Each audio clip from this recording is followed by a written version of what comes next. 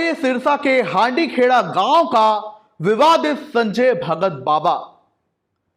मोरपंख का झाड़ा लगाता है, हजारों रुपए चढ़ावे में लेता है, झाड़े के बहाने एक महिला के निजी अंगों को छूता है, दावा करता है कि वो बीमारी दूर भगा देगा, दावा करता है कि वो नशा छुड़वा देगा, दावा करता है कि वो सभी परेशानियां दूर कर देगा।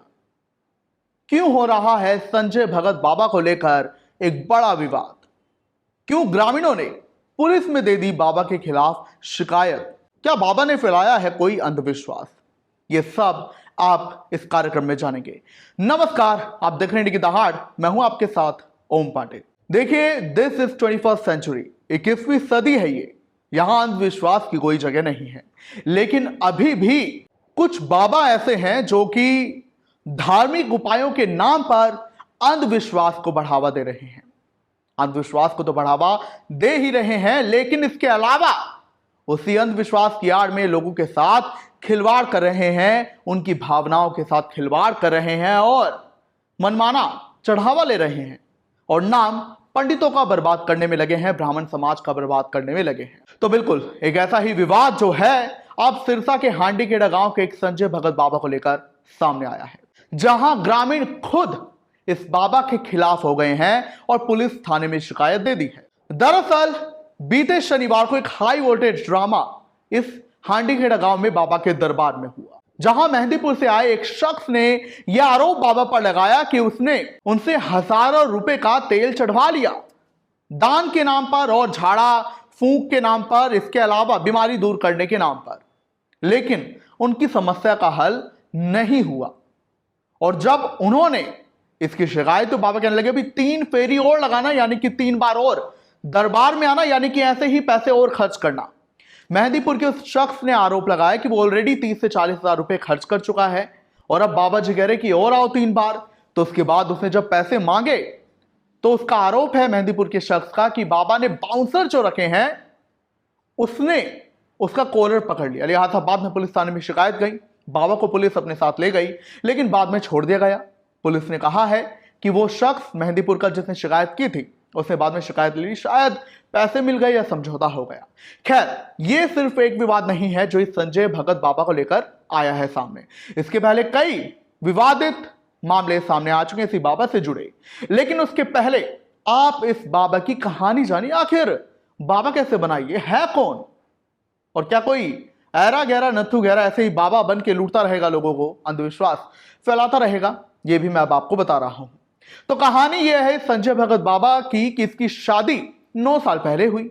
हांडी खेड़ा गांव में ही जन्मा, खेती बाड़ी करता था। शादी से इसकी कोई औलाद नहीं है तो बड़े भाई की बेटी को गोद ले लिया। ये खेती बाड़ी करता था, खेती बाड़ी में मन नहीं लगा तो हेयर ड्रेसर बन गया। हेयर ड्रेसर के बाद ये कबाड़ी बन गया, कबाड़ का काम करने लगा और बाद में ये अचानक से गायब हो गया और 2 साल बाद अचानक से लौट के आता और कहता है कि मैंने गुरु का नाम ले लिया है, मैं आप लोगों की बीमारी दूर कर दूंगा, मैं आप लोगों का नशा छुड़वा दूंगा, आपकी तकलीफें दूर कर दूंगा। अपने घर में दरबार लगाने लगा। इसने हांडी खेड़ा दरबार के नाम से अपना इंस्टाग्राम और फेसबुक अकाउंट भी बनाया। यूट्यूब पर इसके जहां 1550 सब्सक्राइबर हैं, वहीं इंस्टाग्राम पर 8500 फॉलोअर्स हैं। इसने ये तक ग्रामीणों ने दावा करा है कि इस बाबा ने सोशल मीडिया इन्फ्लुएंसर से अपनी तारीफ की वीडियो भी बनवाई। लिहाजा लोगों को क्या है, उन्होंने तारीफ सुनी नहीं कि आ गए बाबा के पास। शुरुआत में अपने 2 दिन इसने घर में झाड़ा लगाया, अचानक से गांव में भीड़ बढ़ने लगी तो ग्रामीण परेशान हो गए। उन्होंने इसे कहा कि तू गांव में ऐसे झाड़ा मत लगा, कहीं पर अपना दरबार लगा ले, दूर गांव से लगा, हमें बहुत दिक्कतें हो रही है। जिसके बाद इसने एक दरबार अपना बना लिया। 80,000 एनुअल किराए पर इसने वो दरबार अपना वहां बनाया, किराया वहां पर दे रहा है सालाना जमीन पर। और इसने दरबार बनाया, वहां पर शेड बना लिया और वहां पर मेहंदीपुर बालाजी और शनिदेव की फोटो लगा ली।